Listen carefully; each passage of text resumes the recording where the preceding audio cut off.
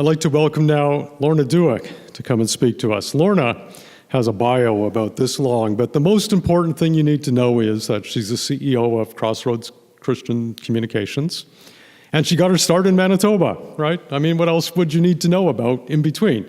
She was with Golden West here in Manitoba, and that's how she got her start in journalism. So she's ours, even though on the way here tonight, I discovered we're from the same hometown in Ontario, which I hadn't known until now, but she's one of us. She's from Manitoba. Thank you, Lorna, for consenting to come and speak to us about the future of Canadian Christian journalism.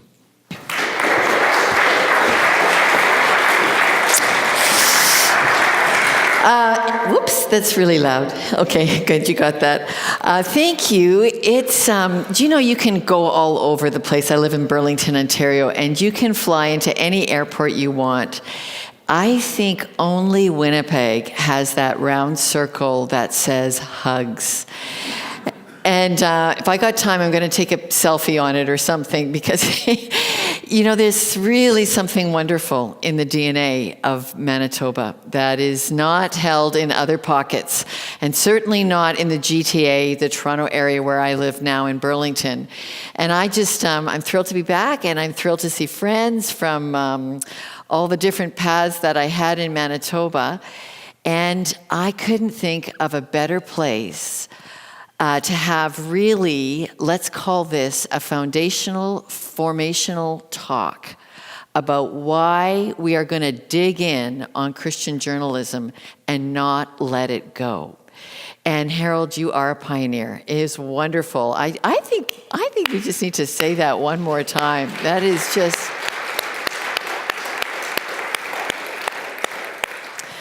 And I know we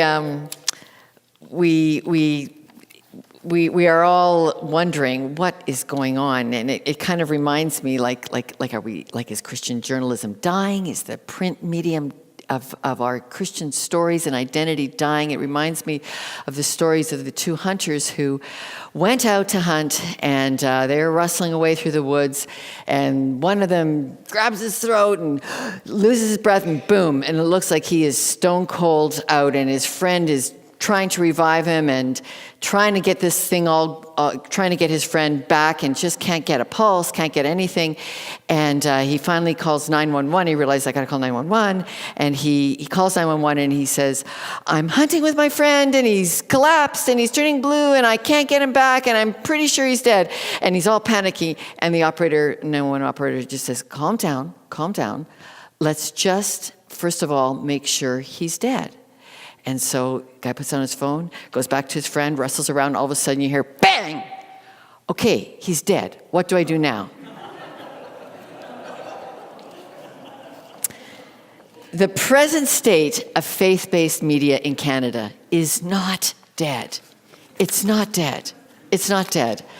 And frankly, as a junkie on this stuff, faith-based media, I can't keep up. There are so many exciting things that are going on in your storytelling as editors and publishers that are here from the different magazines across the country.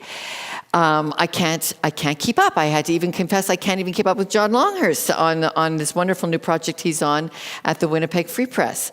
And true story, this week I'm grocery shopping in Burlington quickly, and there on the grocery stand with all the other magazines that are all glossy and American is our new Broadview magazine telling me that Donna Strickland, a Nobel scientist, first female scientist in 50 years to get the Nobel, is a believer in God, and it's wonderful. It's a great article, and so this is a reboot of the United Church Observer. They were here at your conference yesterday, I believe, and this first issued in 1925.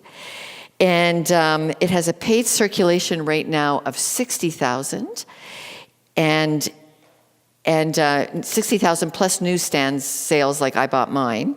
And in the 1980s, it had a circulation of 300,000. Ouch, eh? That is what's happened. It's not dead. It's reborn. And it started actually, technically, as the Christian Guardian in 1829, which makes this little Canadian publication the oldest magazine, second oldest magazine in the whole English-speaking world, older than Time. Like, it is a real treasure for us as Canadians. According to Wikipedia, which it's had 5 editors. It's only had 5 editors. So there's something there about how the United Church learned how to stick with that. And I'll tell you, Christian press in Canada is a stubborn lot. That actually is my first computer. How many of you had one of those? Remember those? Yeah, when they came out. Isn't that wonderful? Let's look into that crystal ball. Because this was the topic they gave me, was legacies and learnings, the past, the present, the future. What a scary topic to write about, to talk to you about. If we knew, right? If we knew, we would be soaring. But we're really at a fascinating stage, as are so many people. But the Christian press in Canada is actually, I think, incredibly determined, incredibly robust. This is just a little gathering of our Canadian websites of some of the stuff. And I have some young journalists who work for me, and I, at our Context television show, I said, find me every Christian publication you can find. They didn't know about them. They didn't know. And I said, what are you guys, sleeping under a rock? How did you not know all of these things are there? And which is a shame, because it means it's not getting into our broadcast work either, but that's going to be part of what we're going to talk about. And so we've got a beautiful mosaic of many, many Christian publications, 42 that I could find. I think you've got, is it 42 memberships in the Canadian Church Press now? You used to have 87 10 years ago. So you're dropping, but you're not dead. Remember that. And if you're here tonight, you're part of the solution. You and I are part of the solution of keeping the Christian voice robust and growing in Canada. And then, of course, there's so much in broadcast. This was an amazing story to me. He's won 18 Grammys, Russ Taff has, and he's finally coming clean as a Christian recording artist on our wonderful 100 Huntley Street that he's been an alcoholic, and he tells his story of coming clean with being honest with himself, and it's a beautiful, beautiful story. And of course, then we have this amazing need to alleviate the suffering now in what's gone on in Sri Lanka. And unfortunately, you can pick any number of stories where hate crimes are happening and terrorism crimes are happening. And this is a beautiful pastor named Moses Lem, who was on our Context show last week, who grew up, his parents founded that church, Zion Church, where the children were in Sunday school and had just raised their hands if they loved Jesus, and then went upstairs and died for him. And I was able to ask Pastor Lem, what in the DNA of your Sri Lankan childhood experience in that church are you now bringing to your pastoring here in Canada? Those are stories that only Christian journalists can answer and ask. And that's so important we do those kinds of things. And so I've had 30 years, actually it has been 30 years of almost full-time working in this intersection of journalism and Christianity. And I am both incredibly inspired by the stories and how they make a difference in people's lives. And honestly, I'm also weary. I'm weary that we push so hard for this journalism to happen. I'm weary that we're fighting so hard and our audiences are getting so fragmented. But this is the very first time in 30 years that I recall us having a conversation like this. So we're small, but we're going to be incredibly important for the future of what happens with Christian journalism in Canada. Look around, everybody. This might be it.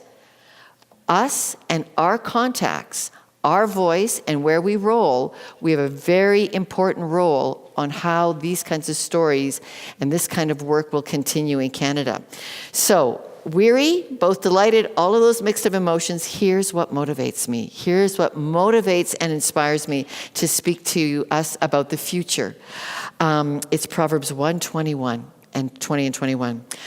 Out in the open, wisdom calls aloud. And what does Proverbs say wisdom is? It's the fear of the Lord. It's acknowledging that God is in our lives. God is in our grass. God is in our air. God is in our jobs. God is everywhere. The fear of the Lord, acknowledging the presence and place of God in this world, is where wisdom begins. And out in the open, wisdom calls aloud. She raises her voice in the public square. On top of the wall, she cries out. At the city gate, she makes her speech.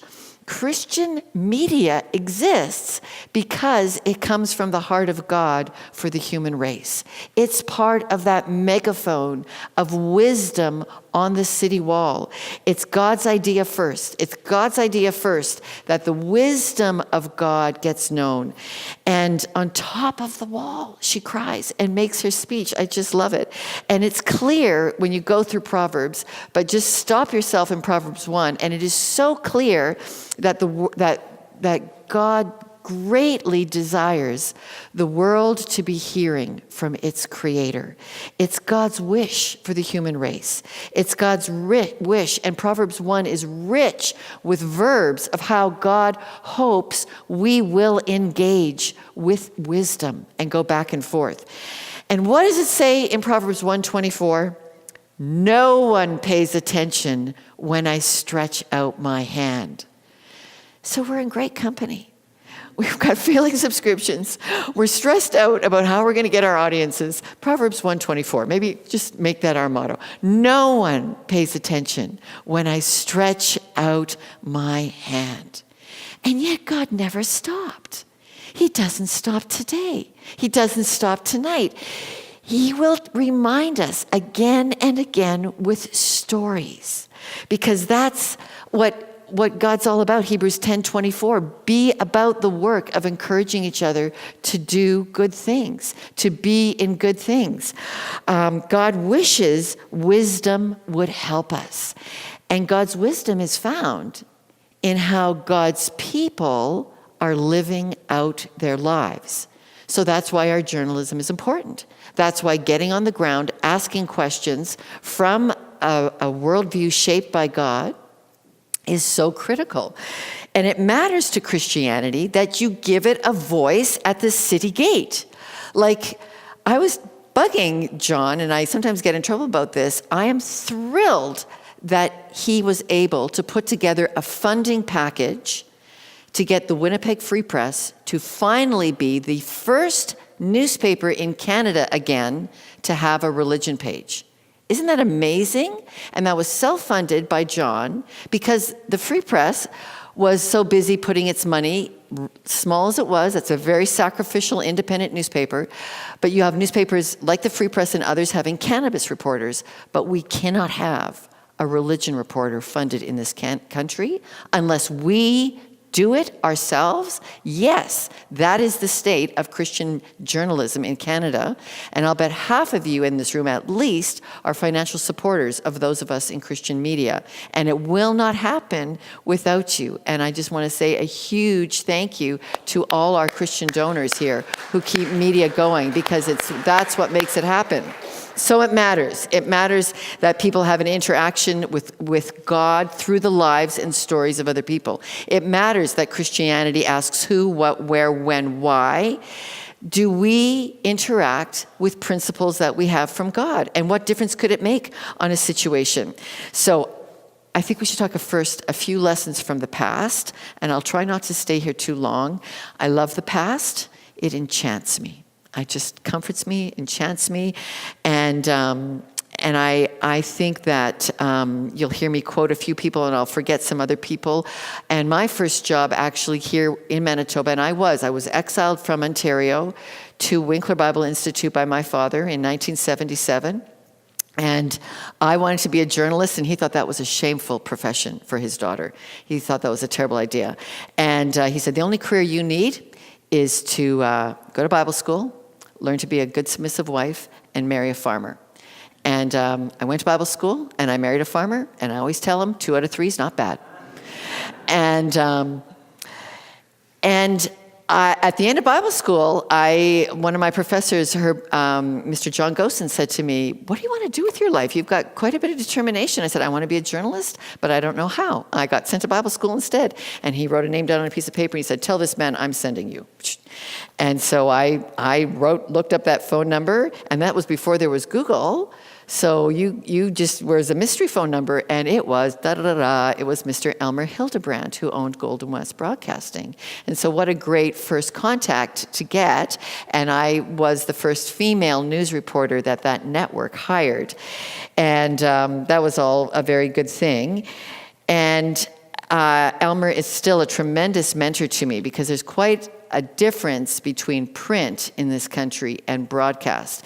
And you have many obligations from the government of Canada if you're going to be doing broadcasting. And he's managed to keep it profitable and yet live within all the rules and regulations. And yet, not only your southern Manitoba communities are well represented in your culture, but religion is well represented in that network too. So as I thought about our talk today, I went through some of my other stuff, and I am so delighted that we're focusing on Christian Week. I'm so delighted. And actually it was 33 years ago. 33 years ago on May 8th. Well, no, not quite May 8th. It was just around that. I'm remembering this because I was so pregnant, I couldn't get in the booth hardly. That Harold had come to Rostron, Saskatchewan to see me in, and I was sliding in this booth. And our son is 33 now, and so that's how I track it, Harold. And as I was going through this for this talk and looking at your old files, I wish you could all see this. This is so typical of Harold. So he coaxed and he talked us into writing when this was just a sparkle in his eye. And he was looking for freelancers across the country, and I was living in Saskatchewan. And so this is now a 1986 article. 6 years later, the paper's up and running. And he would send us, any of you ever get one of these from Harold? He would send us a copy, a press copy a photocopy of our article in the paper, because he knew that would keep you motivated, that you would see and you'd be able to have it, stick it in your file 33 years later, pull it out and say, "Look, I wrote for Christian Week." And on the bottom it says, "You will note that I squeezed the article into an 8.5 by 14, Harold." And it's all in one beautiful place. Because at the core of this getting Christian journalism going and keeping it going is we have to love people. We have to love people. We are doing a project hand in hand with God, and it's really going to be important that we love and we encourage and we mentor people. And this, to me, was just a wonderful reminder of it again. It's an article about the pastors in Western Manitoba who were willing to go to jail to pirate U.S. television signals into Canada. And they were trying to get TBN up in Canada. We approved in Canada the Playboy channel in 1980, and it wasn't until 1996 that we approved the first religious television, or Christian television license in Canada. We did Vision shortly after we did Playboy, but anyway, it was just a very, very interesting thing to remind me of how important it was that we encourage, when you're doing something so counterculture as Christian media is, we've really got to be encouraging each other. And I was thinking about how it was my work at Christian Week that taught me, it was my first print publications, how to write for the Globe and Mail. And I wrote for the Globe and Mail for 17 years until they've become so difficultly secularized. I'm not sure I'm still a writer for them, but I was always a regular with them, a requested columnist with them for 17 years, and that's going through some changes because they're also running out of space. But all of my work, other than what I did at the Globe and Mail, all of it was subsidized by donors, and those stories all moved into the Globe and Mail in one way or another. So the only reason the Globe was getting a column from me was because I was being fueled by this great gathering pool of Christians who cared that this stuff got heard and told. And I can think of so many mentors I had: Brian Stiller, John Stackhouse, who still blogs with us, Patricia Patty, Doug Coop, John Longhurst, Janet at Buckingham. You should read her book, Fighting Over God. It's a very technical book, but it's a wonderful history of the legal and political history of religious freedom in Canada. Karen Stiller, David Balzer here at CMU, David Haskell, colleagues. We were all younger when we were trying to understand the incredible secularization that was going on in Canada. So this is a really important part of understanding why Christian journalism is where it's at now, because we went through a time in Canada with the guarantee of Canada's Charter of Rights and Freedoms that really shifted how Christianity was positioned in Canada. And I don't think the church understood at all how important it was going to be that as we shifted to an equal society where the Charter of Rights and Freedoms moved Christianity to being a non-preferred status in Canada, and that move meant we all of a sudden lost a public voice, which we had just taken for granted that we would always be able to have. And we did not gear up our public voice in the journalism and the publications that we did. You know, and I think the best record of this is in David Haskell's book, Through a Lens Darkly, How the News Media Perceive and Portray Evangelicals. And you can read about that there. And he says the first notable change after 1982 and the Charter of Rights and Freedoms was when store owners hoping to operate on Sundays claimed the laws enforcing a Christian Sabbath offended religious freedom of those who were not Christian. So we've had Sunday shopping ever since. Then there was Peggy's Cove. 229 people die in 1998. Other faith groups were allowed. The Prime Minister's office asked the Christians not to use their Bible or pray in the name of Jesus at Peggy's Cove Memorial. Same happened at 9/11.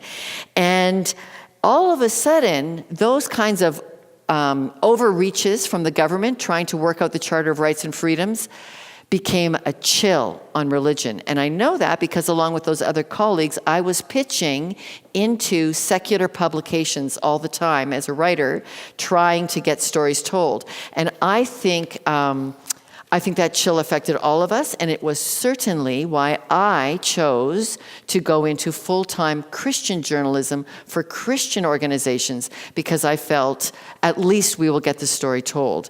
And that was a huge learning for me. And I wish I could tell you the story of broadcasting, because it's a wonderful story of how broadcasting and Christian broadcasting all got going, but that's for another talk. But here's what I'll tell you. It didn't help you guys in the print medium to have such aggressive American broadcasting.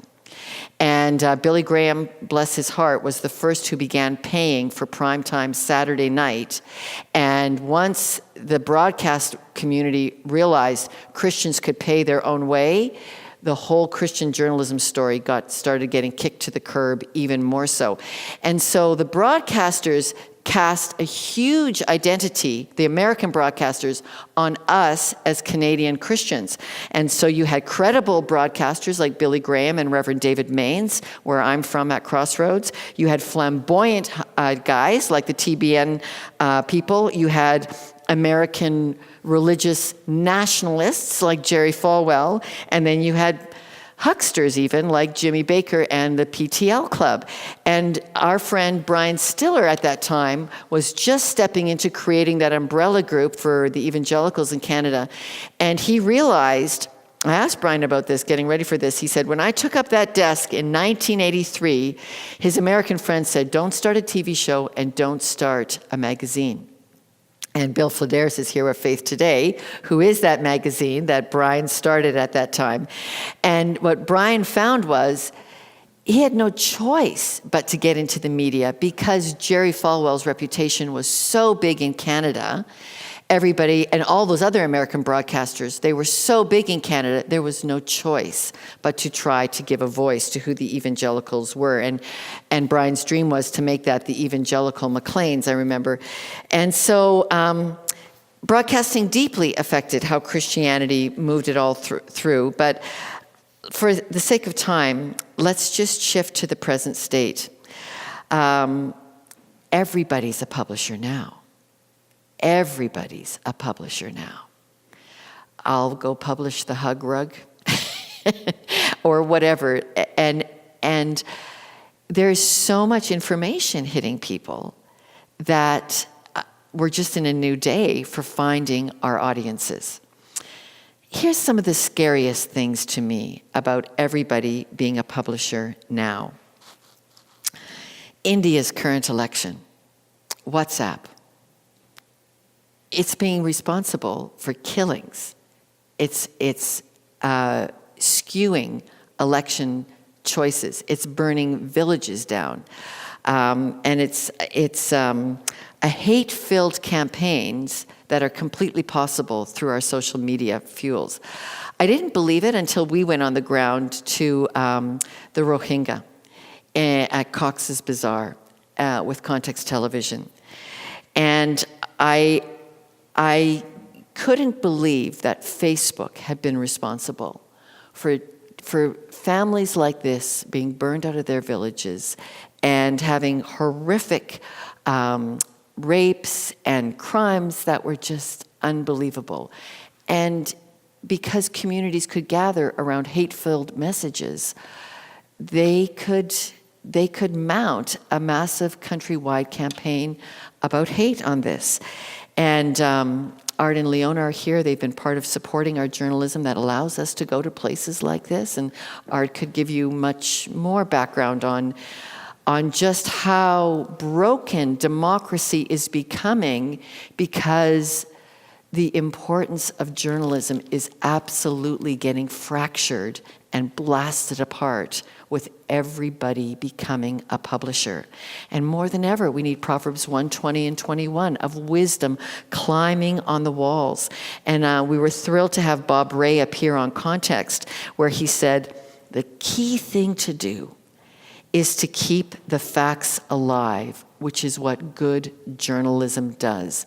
You know, of all the Canadian media, the only place Bob Ray got a full-length interview, and more than once, was on Christian-donated and cared-for Context Television.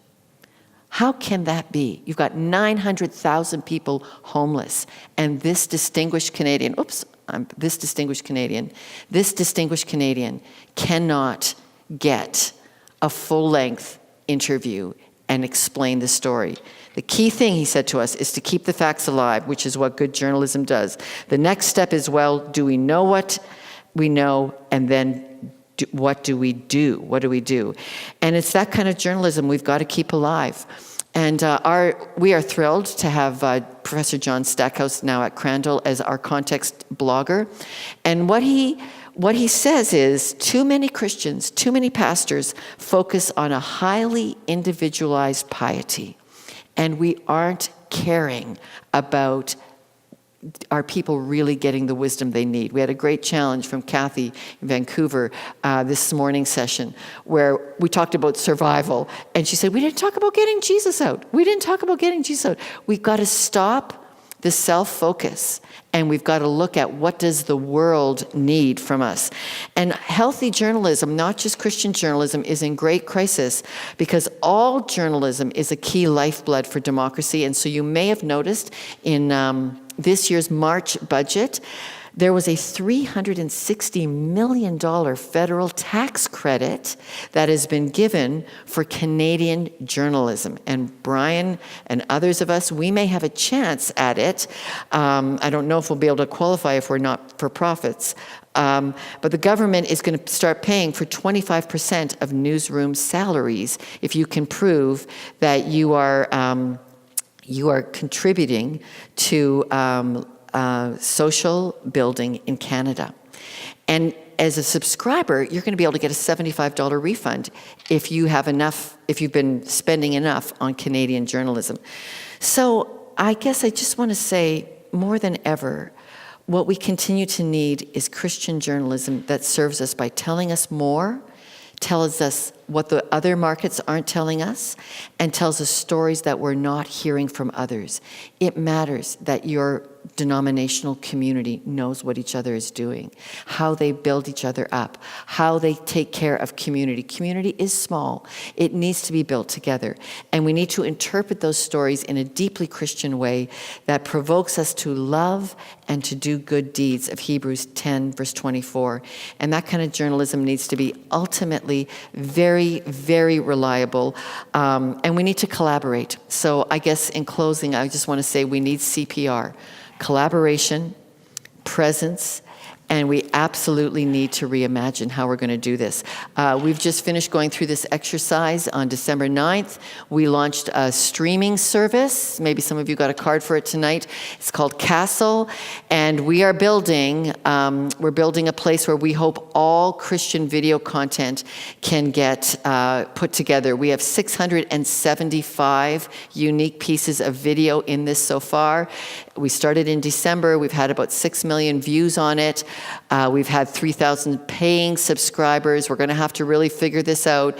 But until we take it really large and loud, we are just sort of in what we call beta mode right now, where we've got it up and launched. And at 675 pieces, what we're being told, there's not enough on it yet. There's not enough selection in it. And I'm going, are you kidding me? How much selection does everybody need to have? But anyway, that is absolutely the world that we all live in. And we just are going to have to work it out and figure it out together. And so I just want to say that my experience, like yours, is that the Canadian public deeply appreciates the work you do. They need wisdom. And it's God's idea first. And so don't worry that if you've stretched out your hand, nobody has listened, or it feels that way to you. Dig in and be on the city wall. I made a big change 3 years ago in taking up a more administrative role in being the CEO of our broadcast home, which has a television station and 9 different programs, and now a streaming service. And it's a wonderful job. I love it. But I'll tell you, this is what made me make the switch. In the center of our new office, we had to sell our building to survive, and that was a happy thing. That's good. And now we've built a new, smaller office upstairs, and it's awesome. And at the risk of embarrassing you, Art and Leona, Art pulled a few favors for us and got one of his furniture friends to give us a great discount on a whole beautiful new office collection of desks and open concept and everything. And we had it made it very affordable for us to modernize our workplace drastically. And we put the prayer center in the center of that, in a glass room, in an open concept place. And believe it or not, over 1,200 people call us every day asking for prayer. And we could take more if we had more volunteers. We have 110 people saying, hello, Crossroads, how can I pray for you? And we hear everything on those prayer lines. Look on my Facebook for when we finally had a funny one about could someone please pray the Maple Leafs lose? But it was a sports show called in for us. But I am so encouraged how hungry Canadians are to discover spiritual life. And I think what you'll discover as you learn tomorrow at the session on the nuns, that there are more and more Canadians saying they have no religion. We have a brand new marketplace to begin in. And God's as hungry to get there as you and I are. So thank you for supporting Christian media. Don't give up on us. We're not giving up on Christian media. God bless you in all your different roles.